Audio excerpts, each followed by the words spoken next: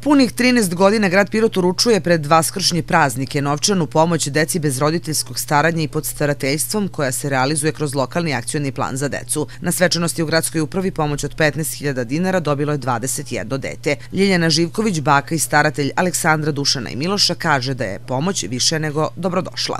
Mnogo mi znači pomoć, hvala gradonačelniku i direktorici Centra za socijalni rad mi pomogla da spremimo Acu za ekskurziju i što smo im omogućili da Aca moj idu na ekskurziju.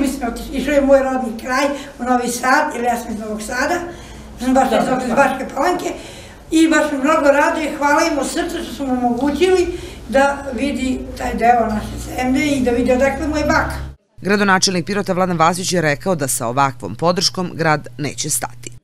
Predviđene aktivnosti za decu bez roditeljskog staranja jesu da se pomogne i u nabavci odeće, obuće, školskog pribora i drugih neophodnih ličnih stvari koje starici nisu u mogućnosti da im obezbede i ova aktivnost koju sada sprovodimo jeste pružanje novčane pomoći deci bez roditeljskog staranja pod starateljstvom tradicionalno pred uskršnje praznike.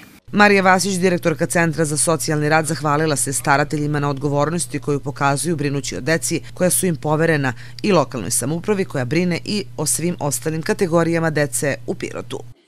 Drago mi je da lokalna samouprava, evo 13. godinu, ima sluha za ovakve poteze koji se čine za dobrobit vas, vaše dece, a samim tim i Centra za socijalni rad, jer samim tim Centar za socijalni rad ima malo manje posla. Briga o deci je jedan od najtežih zadataka kako za roditelje ili staratelje, ali i za društvo u celini, u cilju stvaranja što boljih uslova za njihov bolji život, čulo se na skupu.